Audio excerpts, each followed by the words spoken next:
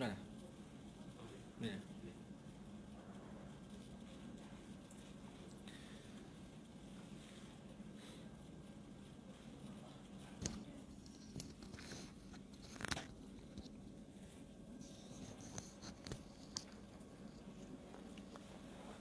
Assalamualaikum warahmatullahi wabarakatuh.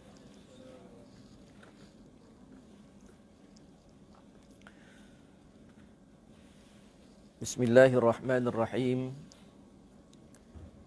Alhamdulillahi rabbil alamin. Nahmaduhu wa nasta'inuhu wa nastahdihi wa nastaghfiruh. Wa na'udzu billahi min syururi anfusina wa min sayyiati a'malina. Man yahdihillahu fala mudhillalah wa man yudlil fala hadiyalah. Ashhadu an la ilaha illallah wahdahu la syarika lah. Wa ashhadu anna sayyidana Muhammadan abduhu wa rasuluh. Allahumma salli wa sallim ala sayyidina wa maulana Muhammad wa ala alihi wa ashabihi wa man tabi'ahum bi ihsanin ila yaumiddin. Subhanaka la ilma lana illa ma 'allamtana innaka antal alimul hakim. Wa qala rabbi shrah li sadri wa yassir li amri wahlul 'uqdatam min lisani yafqahu qawli. Wa la hawla wa la quwwata illa billahil aliyyil azim, amma ba'. Ayyuhal mu'minun ittaqullah. Usikum wa nafsi bitaqwallahi azza wa jalla faqad fazal muttaqun. Qala Allah subhanahu wa ta'ala, ya ayyuhalladzina amanu ittaqullaha haqqa tuqatih wa la tamutunna illa wa antum muslimun. Sadaqallahul azim. Tuan-tuan dan puan-puan, muslimin dan muslimat yang dirahmati oleh Allah Subhanahu wa taala, bahkan dirindui oleh baginda Nabi sallallahu alaihi wasallam. Pertama sekali panjat syukur kepada Allah di atas pertemuan kita pada hari ini. Mudah-mudahan dengan pertemuan yang singkat masanya ini Allah memberikan kelebihan dan manfaat yang banyak kepada kita. Moga-moga dengan itu dapat sama-sama kita guna dan amalkan ketika mana hidup kita yang masih lagi berbaki ini, dan ketika mana kita pulang bertemu dengan Allah Azza wa Jalla suatu hari nanti.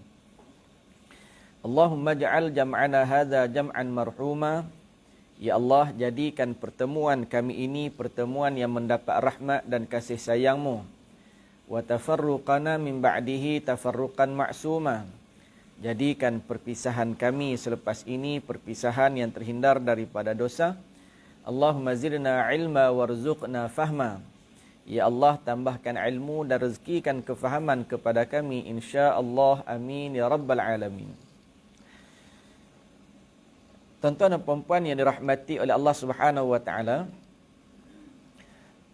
kalau nak diikutkan tajuk yang diberikan kepada saya, iaitu i'tikaf 10 Ramadan terakhir.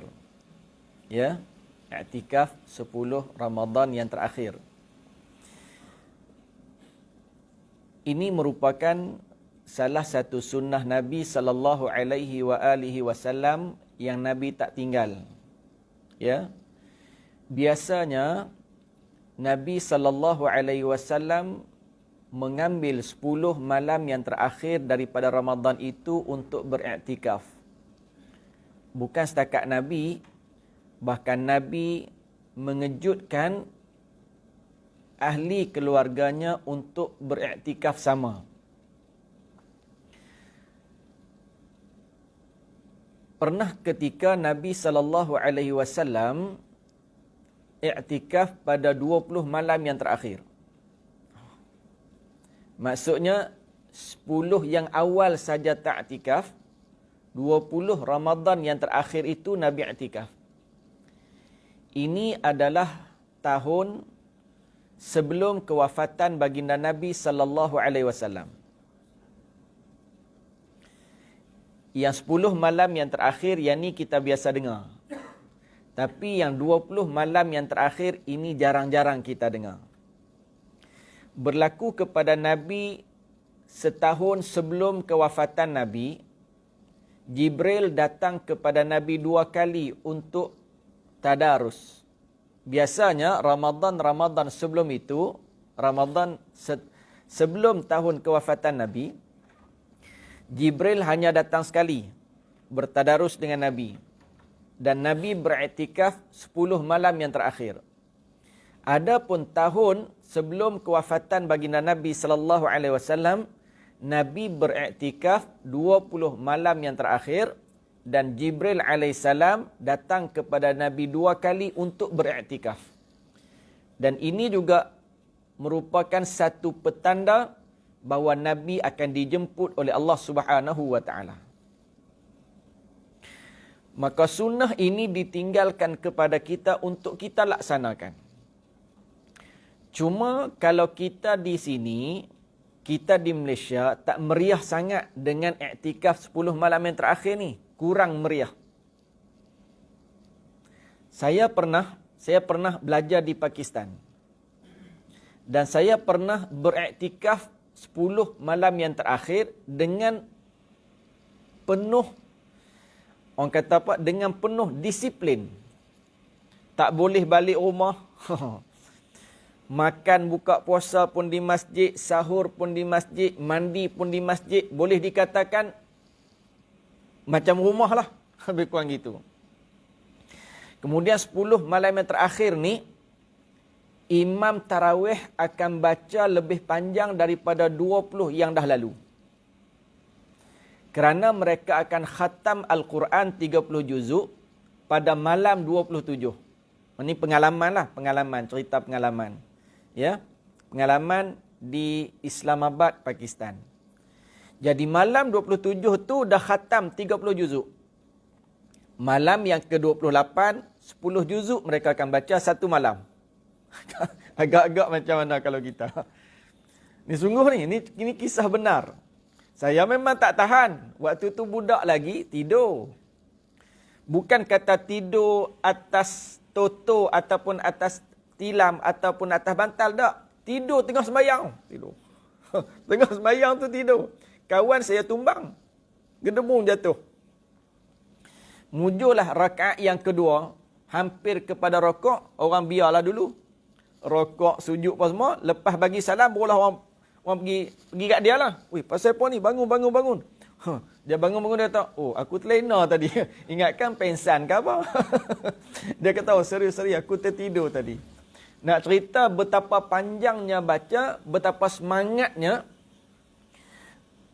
melaksanakan ibadah pada hari-hari yang terakhir Ramadan. Tapi suasana ini kita takkan dapat di tempat kita. Kita takkan dapat. Bayangkan, malam yang ke-27, 26 malam yang ke-27, khatam 30 juzuk bacaan di dalam tarawih. Khatam 30 juzuk. Start daripada lepas isyak salat tarawih, pukul 1 ataupun pukul 2 baru habis.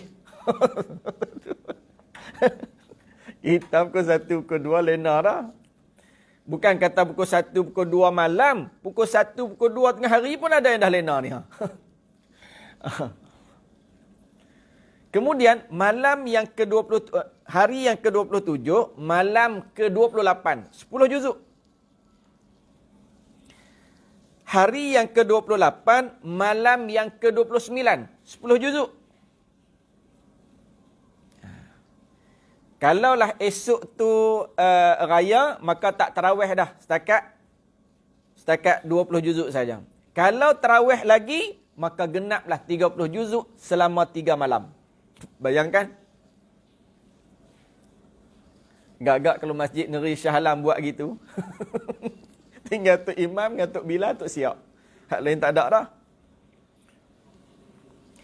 Tuan-tuan yang dirahmati Allah Subhanahu wa taala, kesungguhan Nabi sallallahu alaihi wasallam melaksanakan ibadah iktikaf ini adalah untuk mendidik diri dan mendidik umat. Apatah lagi pada bulan yang penuh dengan keberkatan.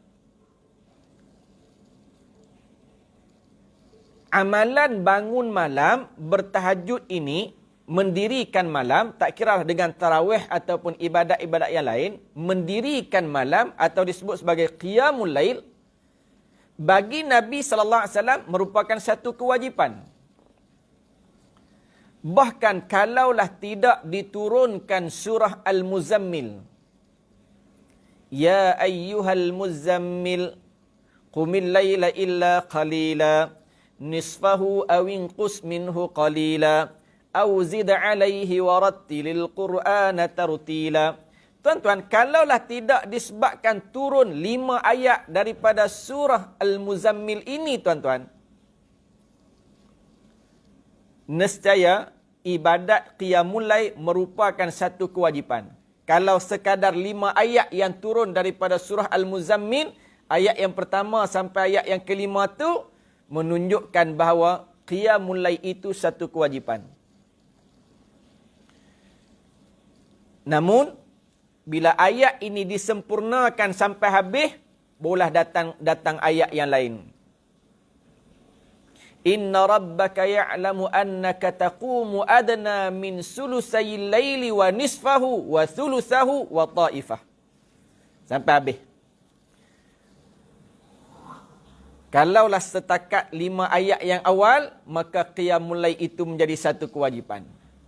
Bila dihabiskan surah Al-Muzammil itu, maka ada kelonggaran dan keringanan kepada kita dalam melaksanakan qiyamul lail. Pun begitu, tuan-tuan, di antara waktu yang paling hebat untuk kita beriktikaf, untuk kita berqiyamul lail, tak lain dan tak bukan pada 10 malam yang terakhir. Kerana kita mencari satu benda yang Nabi suruh cari. Nabi kata, taharru lailatal qadri fi 10 awakhir min Ramadan. Carilah kamu Lailatul Qadar pada 10 malam yang terakhir. Pada 10 malam yang terakhir. Walaupun Al-Qadar ini rahsia daripada rahsia-rahsia Allah. Belum tentu 10 malam yang terakhir. Mungkin pada pertengahan. Ada juga yang mengatakan awal pun tidak mustahil. Tapi tak apalah. Sekurang-kurangnya kita telah menghidupkan malam-malam Ramadan bermula daripada lepas Isyak sampai pukul 11 ataupun pukul 11 lebih. Iaitulah dengan kita melaksanakan tarawih. Dan tarawih itu salah satu daripada min qiyamil lail, daripada qiyamul lail. Namun kita gandakan lagi untuk kita beriktikaf dan kurangkan tidur. Kurangkan tidur. Terutamanya pada 10 malam yang terakhir. Kerana selain daripada benda-benda yang hebat, ada juga di antaranya Allah Subhanahu wa taala akan menanti sesiapa yang berdoa, Allah Taala nak kabulkan doanya. Sesiapa yang beristighfar, Allah Taala akan ampunkan dosanya. Allah Taala menanti mana hamba-Ku yang merintih merayu di sepertiga malam, di saat orang lain semua pakat lena belaka. Kerana jaminan daripada Nabi, apabila kita dapat benda yang hebat ini, natijahnya syurga Allah Subhanahu wa taala. Yang mampu melaksanakan ibadah ini, orang yang ada nilaian takwa. Kalau setakat takwa boh dalam bihun, tak ada.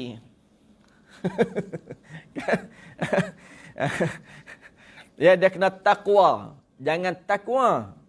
Kalau sengau sikit, dia jadi takwa, hak bubuh dalam bihun. Yang tu lembek, tak jadi. Dia kena takwa. Takwa ni dia keras. Ya, orang yang tabah, orang yang mujahadah, orang yang istiqamah, ni takwa. Kalau lembek-lembek tu takwa. Maka tuan-tuan, orang yang ada nilaian takwa, maka dia akan buat benda-benda ini. Di antara ciri orang yang bertakwa kepada Allah, innal muttaqina fi jannatin wa uyun. Allah Ta'ala bagi jaminan dulu. Ya, Allah Ta'ala janji ni. Innal muttaqina fi jannatin wa uyun. Sesungguhnya orang yang bertakwa, nanti Allah Ta'ala akan sedia tempat kepadanya, tempat yang cantik yang ada satu benda yang namanya uyun. Apa maksud uyun? Siapa boleh jawab? Apa maksud uyun? Ain. Apa maksud? Siapa boleh jawab? Sat lagi jumpa dengan hak depan ni ambil hadiah. Main tunjuk je. Jannatin wa uyun. Syurga yang mana di dalamnya ada uyun. Apa uyun? Boleh jawab. Saya minta maaf kalau saya tazkirah, saya tak mau cakap seorang. Saya nak orang lain pun cakap juga. Kalau tak cakap, lagi hampa tidur. Tambah dapat menyandar kat tiang, sedap je. Dapat menyandar kat dinding, sedap tau. Ni siapa-siapa menyandar kat dinding ni, untung. Siapa-siapa yang menyandar kat tiang, untung. Sebab nanti tiang tu jadi saksi. Dinding-dinding jadi saksi. Ya Rab, si Fulan bin si Fulan hadir majlis ilmu. Apa bukti? Tiang kata dia menyandar kat aku. Jadi siapa yang tak menyandar, rugi. Uyun, apa maksud uyun? Dalam syurga yang di dalamnya ada mata air. Tuan-tuan, tempat yang ada air cantik.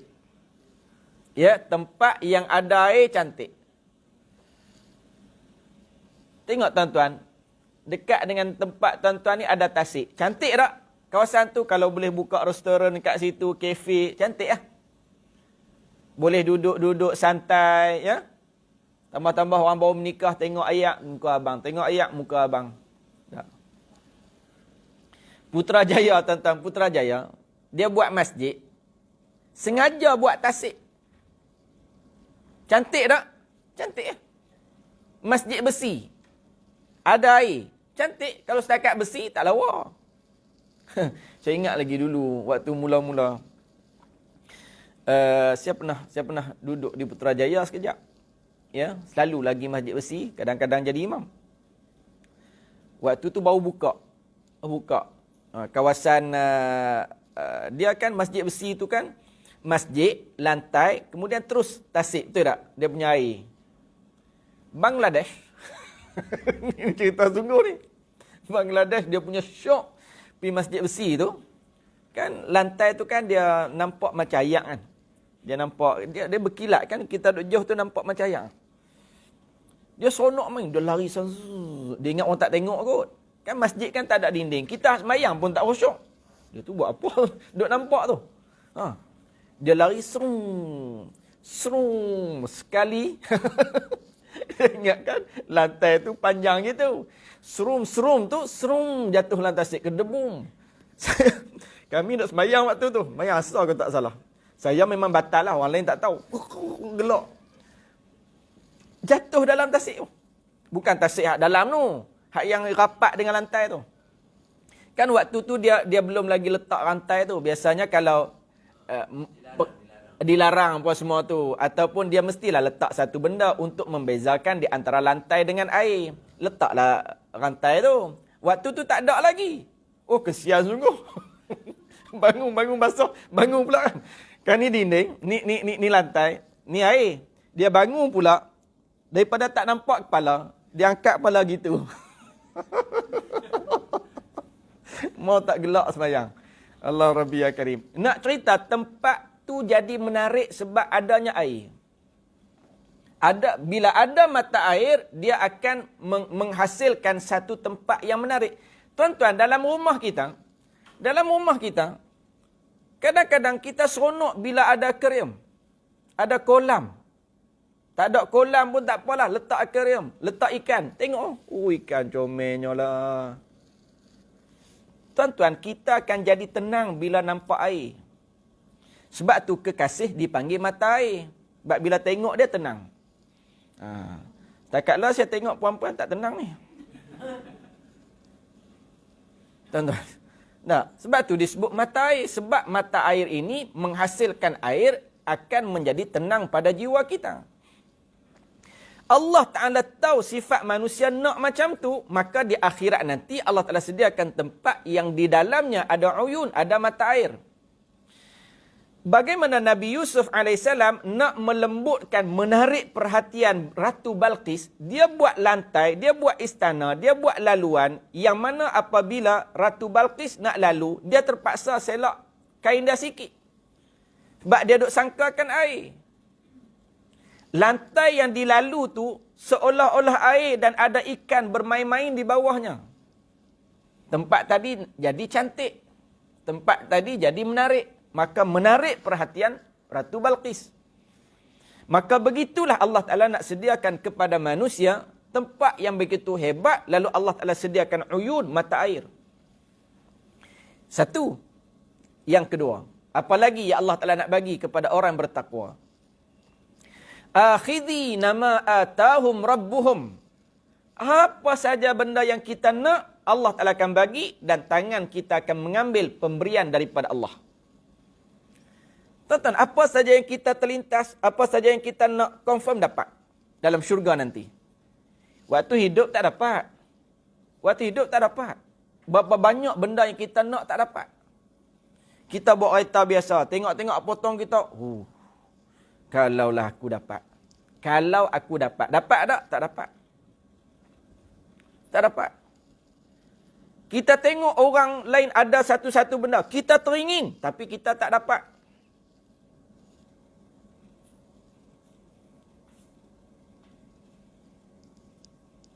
Bang kahwin dah? Tak kahwin lagi? Loh, nak kiamat dah ni. Tak kahwin? Ini kahwin dah? Dah. Nak kahwin seorang lagi tak?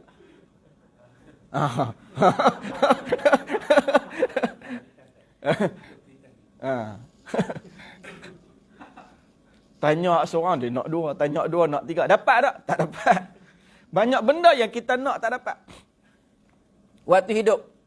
Dan memang itulah keadaan kita waktu hidup. Sebab itu Allah Ta'ala nak sedapkan hati Nabi waktu Nabi diuji. Allah Ta'ala kata apa?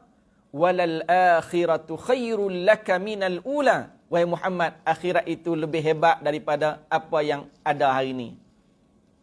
Wala sawfa yu'tika rabbuka fatarda. Nanti di akhirat nanti, apa saja yang kamu nak, kamu akan dapat. Waktu hidup tak dapat. Banyak tak benda yang abang nak tak dapat? Banyak kan? Nak kahwin tak? Nak tak dapat tak? Belum lagi. Tapi kena cepat-cepatlah nak kiamat nanti. Oh, pergi. Oh, syok kahwin. Syok tak syok? Syekh Dr. Abdullah Nasih Ulwan yang menulis kitab Tarbiyatul Aulad. Dia kata, kalaulah aku tahu bahawa kahwin ni seronok, maka waktu umur 20 aku dah kahwin dah. Tuan-tuan, yang buat main. Paling kahwin lepas raya. Kahwin musim PKP untung.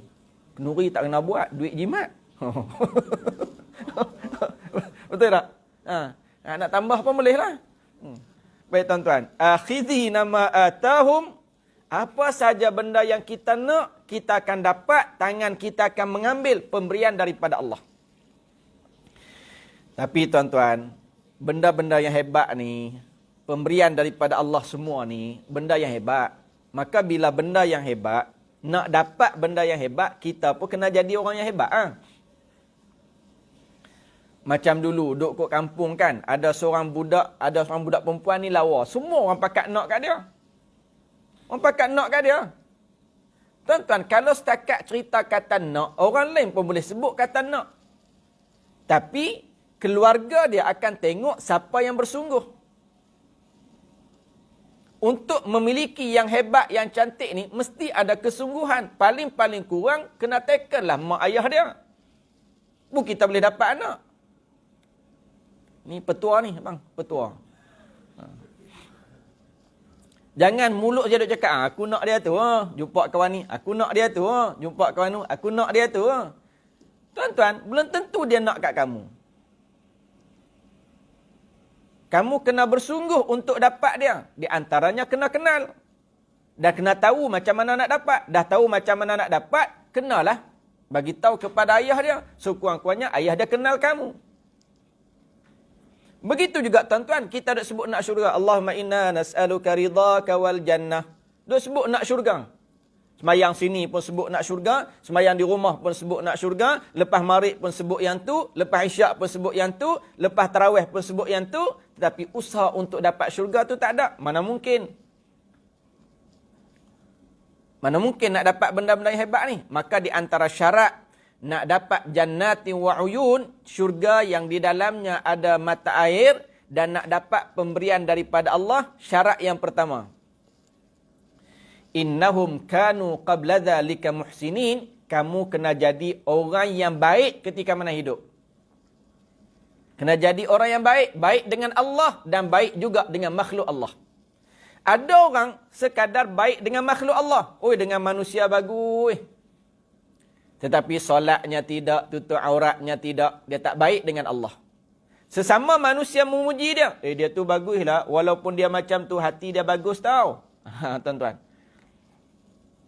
Walaupun dia macam tu, tak pakai tudung, tetapi dia bagus. Dia selalu sedekah. Ada. Dia selalu buat kebajikan rumah anak-anak yatim. Tuan-tuan, dia sekadar baik dengan makhluk Allah, tetapi dia tak baik dengan Allah. Yang dimaksudkan dengan muhsinin di sini, orang yang baik dengan Allah dan baik juga dengan makhluk Allah. Ini syarat yang pertama. Tak suka mengata ke orang, ya. Tak suka ambil hak orang, ini orang yang baik. Ya, suka tolong orang, suka memudahkan urusan orang, ini orang yang baik.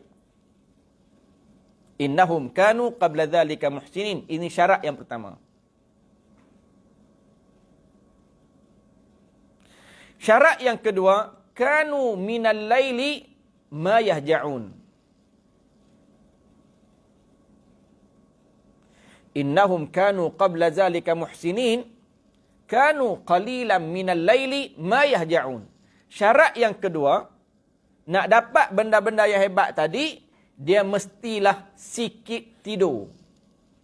Ni syarat nak dapat. Sikit tidur ni maksudnya dia bangun tengah malam, waktu orang lain semua pakat tidur, dia beriktikaf, dia berqiyamul lail, terutamanya 10 malam yang terakhir. Di sepertiga malam, dia bangun awal sikit, sama ada makan sahur dulu, ataupun dia solat qiyam dulu, ataupun solat tahajud dulu. Dia ambil masa. Tapi kita hari ni, bukan sikit tidur. Kita ni sikit-sikit tidur. Sikit-sikit tidur. Tambah tengah tazkirah. Lagi syok tidur. Sebab majlis ilmu ni, dia raudatun min riyadil jannah. Sebahagian daripada taman-taman syurga. Bila duduklah taman ni tenang tak? Tenang kan? Tenang. Tambah pula ada mata ayat. Tenang je. Tenang tak tenang tu, dalam keadaan bersila pun boleh lena. Tuan-tuan, ingat senang nak lena dalam keadaan bersila. Payah. Hanya dalam majlis ilmu, dalam surau je boleh lena dalam keadaan bersila. Di rumah, takkan mampu tidur dalam keadaan begitu. Pernah suami puan-puan bagi tahu yang, abang naik tidur dulu dah. Okey, abang naiklah dulu, sekali lagi ayang naik. Hak yang abang ni naik duduk sila atas katil dah. Sila. Duduk sila atas katil. Kat sejam lepas tu, bini dia naik. Abang kata nak tidur yang duduk sila tu pasal apa? Abang memang tidur jenis ni. Kalau yang tak percaya, ikut abang pergi majlis ilmu. Tuan-tuan. Tak ada. Itu nikmat dalam majlis ilmu, boleh lena walaupun dalam keadaan sila. Tuan-tuan. Rugi siapa tak hadir majlis ilmu. Bukan senang nak boleh lena lagi ni. Kanu qalilan minal laili ma yahja'un. Dia orang yang sikit tidur, bukan sikit-sikit tidur. Yang terakhir, wabil asharihum yastaghfirun. Di sepertiga malam dia bangun beristighfar kepada Allah Subhanahu wa taala. Di sepertiga malam ni lebih kurang pukul 3, 3:30, lebih kurang gitulah, okey lah. Bangun. Ya.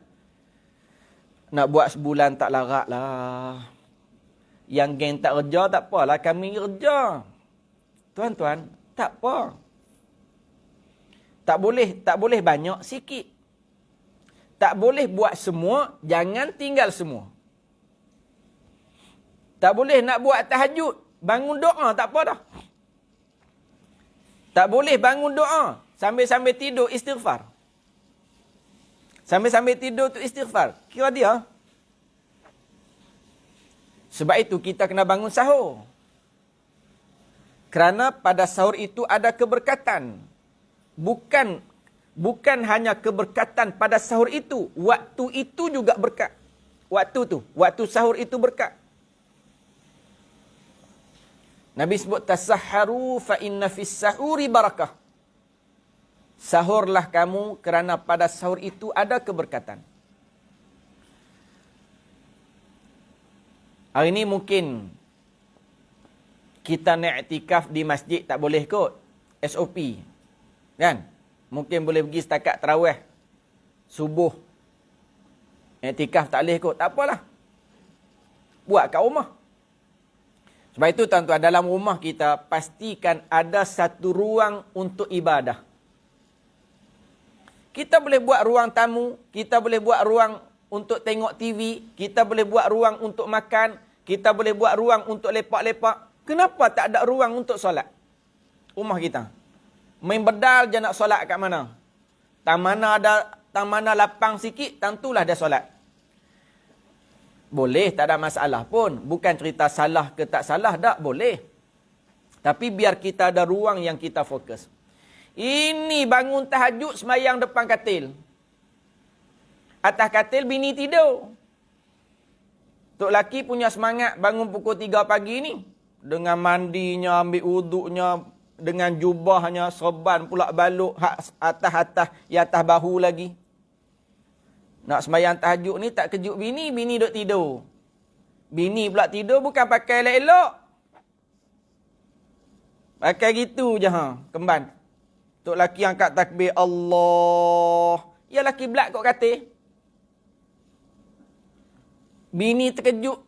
Tok laki sebut Allah, dia pun bangun. Bila bangun tu, gitu dia ha. Bayangkan kalau dia gitu kain tadi londeh. Allah. Bar semula atas katil. Tak jadi semayang. Tak jadi semayang kalau gitu. Biar kita ada satu ruang untuk ibadah dalam rumah kita. Seperti mana kita ada ruang-ruang yang lain, maka biar ada juga ruang untuk solat. Kan, tahun lepas kan kita rumahku, syurgaku. Situlah rumah, situlah surau, situlah masjid. Ni mantan-mantan tu imam belaka ni. Bukan jadi imam tak tahun lepas? Imam eh? Bukan setakat imam, khatib lagi waktu raya. Betul tak? Lepas tu saya kalau kawan-kawan saya jadi imam tarawih, saya kata jangan bimbang. Kalau rasa sakit perut, tinggal je. Rasa nak makan, tinggal je. Kalau rasa nak minum, masuk bilik minum. Jangan bimbang sebab belakang ni semua mantan imam belaka. Bukan setakat mantan imam, mantan khatib. Maka tuan-tuan dirahmati Allah Subhanahu wa taala, kekalkan rumah kita bukan setakat rumah, dia juga sebagai surau dan masjid. Baik itu saya tahu ni walaupun boleh pergi ke surau masjid, saya tak jadual saya sebulan tu, saya tak penuhkan di surau masjid. Ada kalanya saya solat di rumah sengaja. Kosongkan tarikh tu untuk solat dengan anak. Untuk solat dengan anak-anak. Ya. Bila lagi? Dulu, abanglah imam saya. Awak makmumku. Oh lama. Sekali suruh jadi imam, gagap. Duk ulang inna ta'ina. Bang, dalam Quran ni satu surah saja ke bang? Nampak gayanya gitulah. Inna a'tayna kulullah. Inna a'tayna kulullah. Baca kuliah tak jumpa cari jalan keluar. Doa a'bud. Wala ana abidum ma abadtum wala antum abiduna ma a'bud. Wala ana abidum ma abadtum wala antum abiduna ma a'bud. Ay lambat. Ya bini subhanallah. Tak apalah kali pertama subhanallah. Ulang lagi. Wala ana abidum ma abadtum wala antum abiduna ma a'bud. Wala ana abidum ma abadtum. Subhanallah. Dia apa alhamdulillah. Habis. Tu okey lagi. 3 3 kali tegur, dia pun panas hati, dia paling belakang. Itulah abang kata tak nak jadi imam. Sudah tuan-tuan. Maka kena ada juga masa untuk kita beribadah bersama dengan keluarga. Kalaulah qiyamul lail, kalaulah iktikaf pada 10 malam yang terakhir, kejutkan mereka walaupun tak boleh niat iktikaf di rumah, sekurang-kurangnya kalau kita dah jadi kebiasaan 10 malam terakhir itu iktikaf, tiba-tiba tahun ni tak boleh, kita bangun juga bersama dengan keluarga, walaupun tidak di masjid, pahala iktikaf tetap dapat. Sebab itu lazim kita, rutin harian kita, rutin Ramadan kita. Walaupun tak pergi masjid, tak boleh iktikaf. Di rumah tak boleh. Nawaitul i'tikaf fi hadzal bait, tak boleh. Mestilah masjid iktikaf ni. Tapi walaupun tak boleh pergi masjid, memang rutin 10 malam terakhir kita duduk pergi masjid, tahun ni tak boleh. Maka walaupun di rumah, pahala iktikaf tetap dapat. Tuan-tuan, carilah Al-Qadar bersama dengan keluarga. Carilah Al-Qadar bersama dengan keluarga.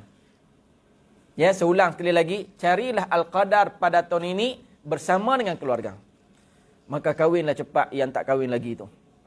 Mudah-mudahan kamu jumpa Al-Qadar. Tak jumpa Al-Qadar pun, jumpa Lailatul Qadar pun tak apa. Itu kawan saya, dia bagi tahu, alhamdulillah, dia kata dia dah jumpa Lailatul Qadar. Saya kata Lailatul Qadar apa awal lagi ni? Dia kata sungguh. Dia tunjuk gambar perempuan nama Lailatul Qadar. Memang sungguh.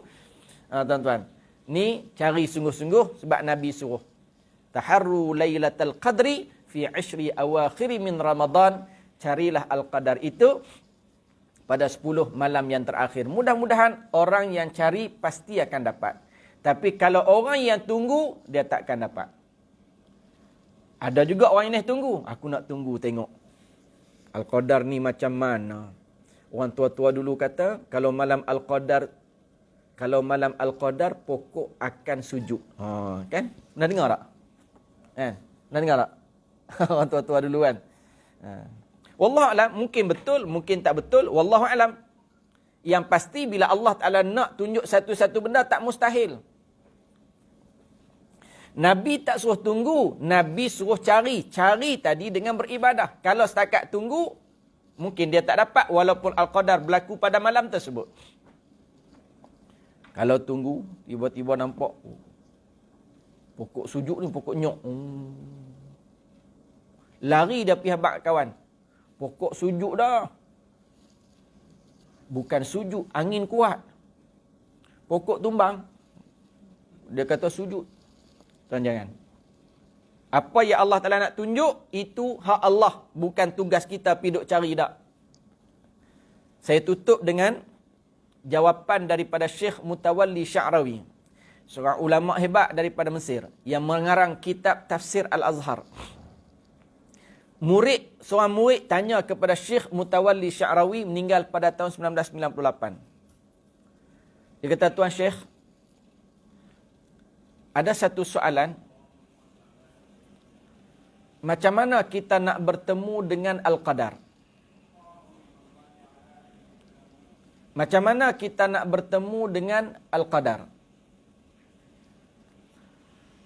Maka Tuan Syekh jawab,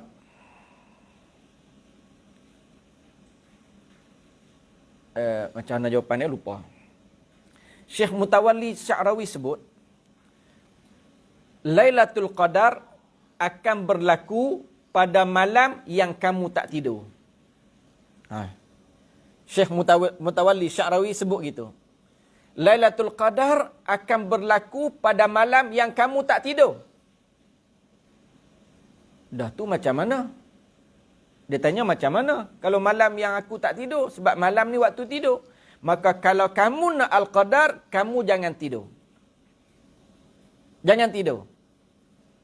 Jangan tidur tadi maksudnya beribadah. Bukan jangan tidur tetapi duk tunggu. Tak buat apa. Tengok langit, tengok ayak dalam kolah tak beku-beku pun. Tengok pokok nyok tak sujud-sujud pun. Tak, tuan-tuan. Kalaulah Allah Ta'ala nak bagi kepada seseorang, walaupun dia tertidur, dia pasti akan bangun pada waktu tersebut. Tapi kalau Allah Ta'ala tak izinkan dia dapat, walaupun dia tak nak tidur ketika Al-Qadar itu berlaku, pasti dia akan lena. Tetap pernah tak terjadi? Bangun esok pagi, orang bercerita, rasa macam semalam dah Lailatul Qadar. Tengok langit apa semua, cuaca apa semua. Waktu tu kita rasa apa? Silap aku tidur. Pasal apalah aku tidur? Padahal kita duk tunggu duk buat ibadat ni. Ataupun kita duk tunggu memang tak nak tidur ni. Tapi di saat berlakunya Al-Qadar, kalau Allah Ta'ala tak izinkan dia dapat, pasti dia akan tidur. Mudah-mudahan Allah Subhanahu wa Ta'ala kurniakan kepada kita keberkatan dalam bulan ini, dan Allah Ta'ala rezekikan kita bertemu dengan Al-Qadar pada tahun ini, insya-Allah. Amin ya rabbal alamin. Cukup setakat itu. Yang baik daripada Allah Subhanahu wa Ta'ala, yang lemah yang kurang daripada kelemahan diri sendiri. Mohon maaf sekiranya ada terkasar bahasa ataupun gurauan yang mengguris hati. Aqulu qawli hadza wa astaghfirullahal azim li wa lakum wa lisairil muslimina wal muslimat wal mu'minina wal mu'minat fastaghfiruhu innahu wal ghafurur rahim. Bismillahirrahmanirrahim. Allahumma ja'al jam'ana hadza jam'an marhuma. Ya Allah, jadikan pertemuan kami ini pertemuan yang mendapat rahmat dan kasih sayang-Mu. Wa tafarruqana min ba'dihi tafarruqan ma'suma. Jadikan perpisahan kami selepas ini perpisahan yang terhindar daripada dosa. Allahumma zidna ilma warzuqna fahma. Ya Allah, tambahkan ilmu dan rezekikan kefahaman kepada kami. Allahumma barik lana fi syahri hadha. Ya Allah, berkati kami dalam bulan ini. Warzuqna lailatal qadri fi hazihi sanati ya rabbal alamin. Rezekikan kami untuk bertemu dengan Lailatul Qadar pada tahun ini, insya-Allah. Amin ya rabbal alamin. Wassalamualaikum warahmatullahi wabarakatuh.